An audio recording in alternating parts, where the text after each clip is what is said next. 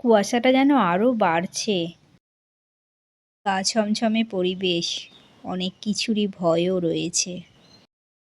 মনেস্ট্রিটা খুবই বড়, এত বড় মনেস্ট্রি আগে দেখিনি।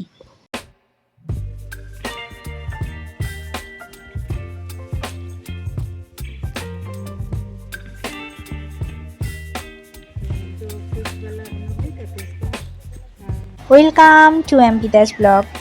কাছে দূরে যে যেখান থেকেই ভিডিওটা দেখছেন, আশা করছি সকলে ভালো আছেন। আগের ভিডিওতেই দেখেছেন আমরা লেপচা জগৎ থেকে আর একটা জায়গায় যাচ্ছিলাম পা গাড়ি করে, সেটা হচ্ছে সুখিয়া পোখরি। চলুন আজ আমাদের পা গাড়ি করেই নিয়ে যাব সুখিয়া পোখরিতে। লেপচা জগৎ থেকে সুখিয়া পোখরি 4 থেকে 5 কিলোমিটার মতো। রাস্তাটা খুব সুন্দর, দুই দিকেই পাইন বনের জঙ্গল আর মাঝখান দিয়ে কুয়াশাগুলো ভেসে যাচ্ছে।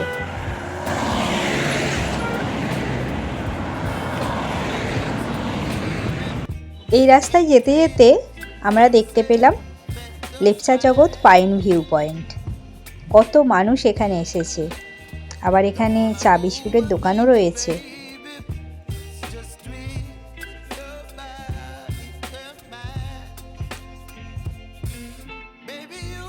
আমরা এর আগে অনেক জায়গারই অনেক হোমস্টেতেই ভিজিট করেছি, আপনারা দেখেছেন, যেগুলোতে ব্যবহার আমরা খুবই ভালো পেয়েছি।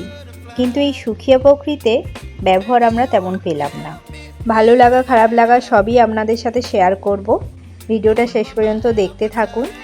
তবে হোমস্টে ভাড়া করার আগে কিছু কিছু ইনফরমেশান যেগুলো নেওয়া প্রয়োজন সেটা আপনাদের জানা হয়ে যাবে। অনেক সময় যেগুলো ভাবা হয় না সেগুলো ভাবতে হবে। এই দেখুন, কথা বলতে বলতে আমরা হোমস্টেতে চলেও এসেছি। সময় লাগলো আমাদের 50 থেকে 55 মিনিট মতো। আর বাইরেটা দেখুন কি অবস্থা, কিচ্ছু বোঝা যাচ্ছে না যে সামনে কি আছে। এরম ওয়েদার থাকলে একটু মনটাও খারাপ হয়। রুমটা মোটামুটি অসুবিধা নেই, আর বেসিনটা যেহেতু বাইরে এটা খুব ভালো। আর এদিকে যেটা মেন ওয়াশরুম, এটা তেমন আমার পরিষ্কার লাগেনি কারোরই, এটা আরেকটু ক্লিন হলে ভালো হতো। যা হোক করে চলে যাবে।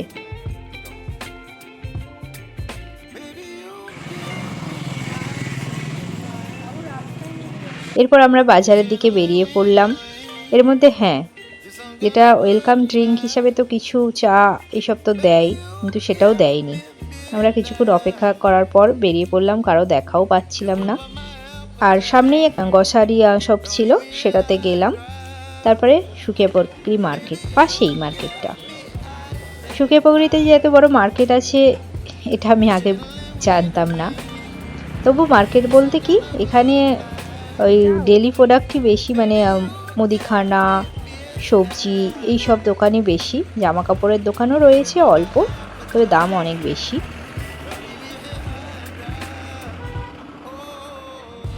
আর এখান থেকে আপনারা এখানে অনেক জায়গারই গাড়ি পেয়ে যাবেন, এমনকি শুধু ভাড়া গাড়ি না, শেয়ার গাড়িও পাবেন। যেমন শিলিগুড়ি আর এদিকে দার্জিলিং, এগুলোরও আপনারা শেয়ার গাড়ি পেয়ে যাবেন।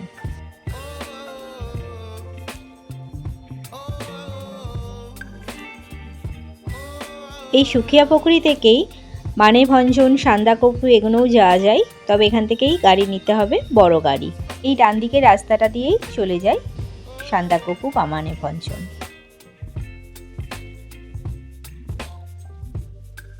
এখানে বেকারির দোকানও রয়েছে অনেক।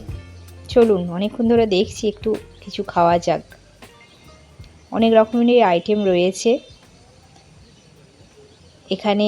এই আইসক্রিমের মতন এগুলো নিলাম, আইসক্রিম না, এগুলো বিস্কুটই, আর কেক নিলাম, পরে খাবো। খেতে খুব সুন্দর, আর জিনিসগুলো খুব টাটকা মনে হচ্ছে।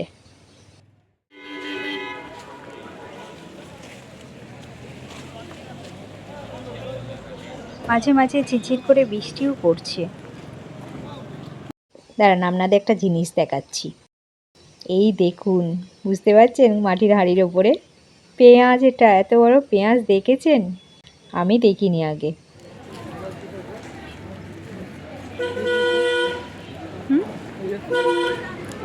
লাইট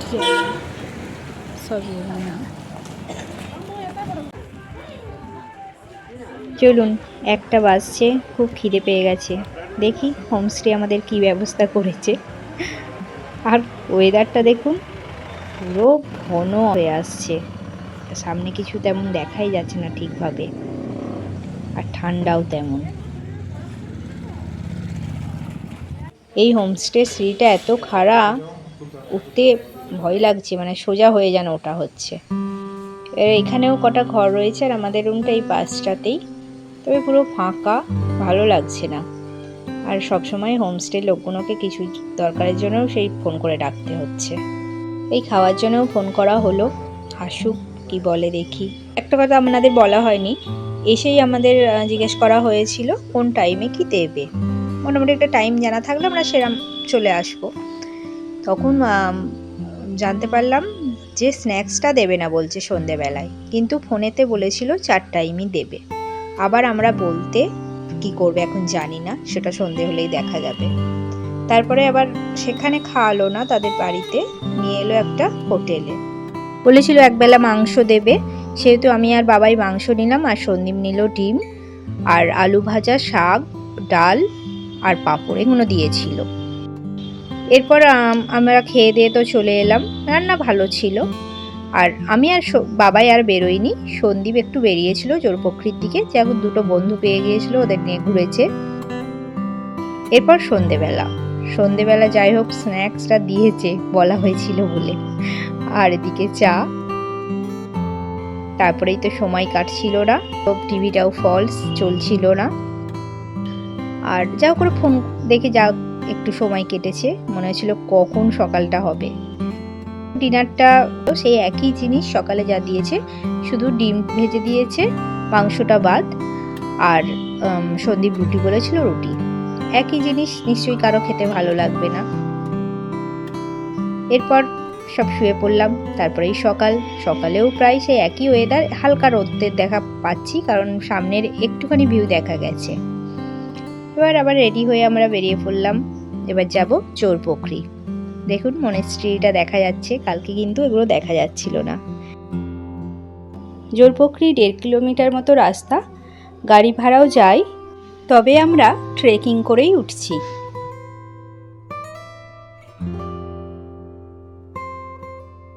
কিছুটা ওঠার পরই মনেস্ট্রিটা, যেটা আমরা দূর থেকে দেখতে পাচ্ছিলাম, আর রাস্তাটা খুব খাড়া, উঠতে ভালোই কষ্ট হচ্ছে। মনেস্ট্রিটা এই মুহূর্তে তো খোলা নেই, দেখাতে পারলাম না, তবে এগিয়ে চলি। এই মনেস্ট্রি পার হয়ে কিছুটা এসেই লেখা আছে আই লাভ সুখিয়া। এখান থেকেই পাইন বনের জঙ্গল শুরু।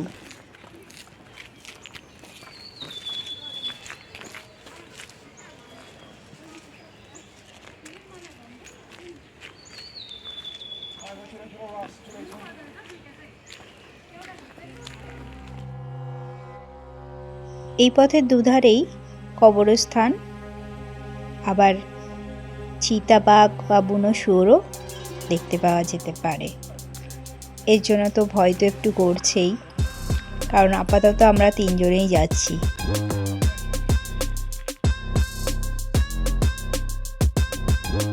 এখন সেই ইংলিশ ভুতুরে সিনেমাগুলোর কথা মনে পড়ে যাচ্ছে, এর থেকে বেশি বলবো না। এই পথে যারা গেছেন, ট্রেক করে গেছেন, কেমন লেগেছিল আমায় অবশ্যই কমেন্টে জানাবেন। ভিডিওটা এখনও পর্যন্ত কেমন লাগছে, যদি ভালো লেগে থাকে লাইক আর শেয়ার করে দেবেন, আর যদি চ্যানেল নতুন হয়ে থাকেন সাবস্ক্রাইব করে নেবেন পরের ভিডিওটা পাওয়ার জন্য।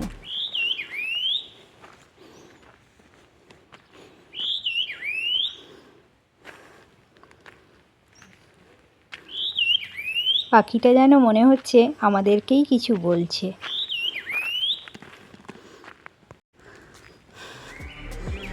অবশেষে জোরপোখরিতে এসে পৌঁছালাম। সময় লাগলো 30 থেকে 35 মিনিট মতো। এখানে মন্দির আছে, বাঘেরও একটা মন্দির রয়েছে, প্রথমেই দেখাচ্ছি ওটা। আর এখানে অনেক রকমের ঠাকুর আছে, অনেকটাই নিচে নামতে হবে। এই সব ঠাকুরগুলো রয়েছে ভেতরে। প্রথমেই ওই বাঘের মন্দিরটা, ওখানে প্রণাম করে নিয়ে ঢোকাটা ভালো। হ্যাঁ, এই তুলে ফেললো বলে।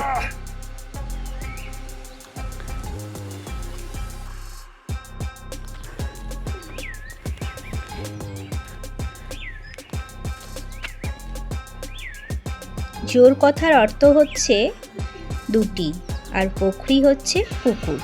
এখানে দুটো পুকুর রয়েছে, যার জন্য নাম হয়েছে জোর পোখরি। আর দূরে যেটা দেখা যাচ্ছে মন্দির মতো, কোনো শিব আর হনুমান মন্দির।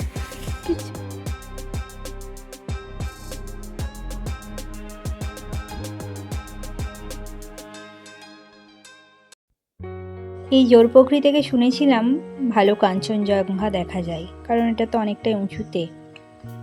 কিন্তু দুঃখের বিষয়, কাঞ্চনজঙ্ঘা কেন, পাশের পাহাড়টাকেও আমরা দেখতে পাচ্ছি না, আর আপনাদেরকেও দেখাতে পাচ্ছি না। কি করবো, এই ব্যাঙাচি দেখাচ্ছি, দেখুন ছোট ছোট ব্যাঙাচি, হাঁস।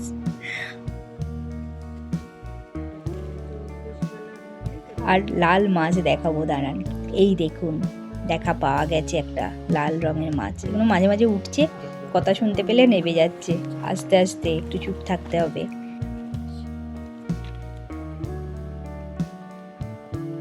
এখানে আবার মাঝে মাঝে একটা লুপ্তপ্রায় গিরগিটি জাতীয় প্রাণী দেখতে পাওয়া যায়, যার নাম হচ্ছে হিমালয়ান স্যালামেন্ডার, যেটা জলে আর স্থলে দু জায়গাতেই থাকতে পারে। একটু কিছুক্ষণের জন্য হালকা হয়েছিল ওয়েদারটা, আবার ঘন হয়ে আসছে। এবার তো আরোই কিছু দেখা যাচ্ছে না, ওই রাস্তা দিয়ে যেতে হবে ভাবলেই আবার ভয় করছে।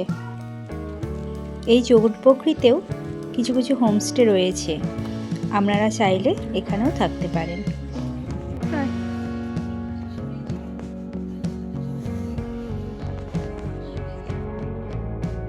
দেখুন সামনেটা কি অবস্থা, যেতে তো এমনিই ভয় করবে।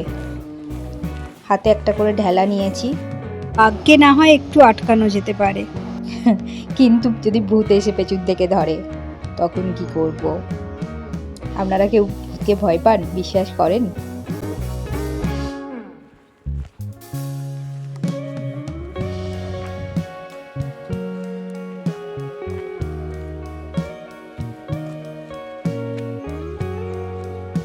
এর মধ্যেও এই প্রকৃতির মাঝখানে একটা আনন্দ আছে।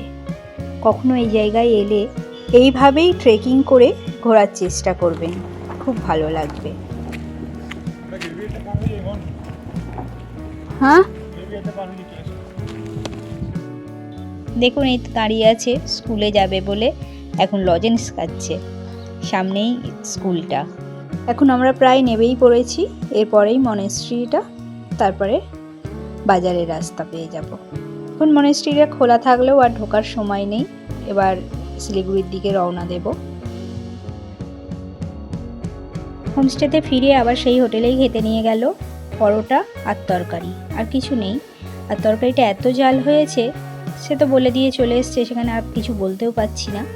যা হোক করে খাওয়া হয়েছে। বেশিরভাগটাই দায় ছাড়া ভাবের মতনই ব্যবহার পেলাম। আপনারা চাইলে আসতেই পারেন, এটা পুরোপুরি আপনাদের ওপর নির্ভর করছে, কিন্তু আমাদের ভালো লাগেনি তেমন। নাম হচ্ছে হোটেল নরবলিং। যদি হোটেল হিসেবেও ধরা হয়, তবে হোটেলের মতনও ব্যবস্থা নেই। পার হেড নিয়েছিল 1200 করে। সন্ধেবেলায় রুমের বাইরে যখন বসেছিলাম, বাড়ির পোষা ডগিটা এসে টবের গাছগুলোতে টয়লেট করে দিয়ে যাচ্ছে। দেখার পর কতটা গা ঘিনঘিন করে বলুন তো। এমনকি সিঁড়ি দিয়ে উঠতে নামতে অসুবিধা হচ্ছে, সেখানে লাগেজটা একটু ধরে দিই, সেই মানসিকতাও দেখলাম না। যাই হোক, কারো বিজনেসকে খারাপ করার মনোভাব আমার নেই, তবে আমার যেটা খারাপ লেগেছে আমি জাস্ট সেটাই আপনাদের সাথে শেয়ার করলাম। আমরা 10:30 নাগাদ বেরিয়ে পড়লাম হোমস্টে থেকে, তারপরে শেয়ার গাড়ি করে রওনা দিলাম এনজিপির পথে। 11টার সময় আমাদের শেয়ার গাড়ি ছাড়লো, ভাড়া নিল এক একজনের 250 টাকা করে। শেয়ার গাড়িটা যাবে দার্জিলিং মোড় পর্যন্ত।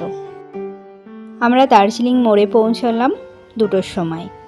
সেখান থেকে আবার একটা টোটো করে আমরা চলে গেলাম এনজিপি। টোটোতে ভাড়া নিল এক একজনের 60 টাকা করে।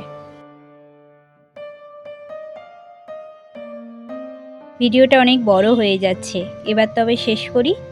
সবাই ভালো থাকবেন, সুস্থ থাকবেন। শেষে একটা কথাই বলবো, কাউকে ছোট করার উদ্দেশ্য আমার নেই, শুধুমাত্র আমার ভালো লাগাটা খারাপ লাগাটা আপনাদের সাথে আমি শেয়ার করেছি। আজ তবে এখানেই শেষ করছি। টাটা।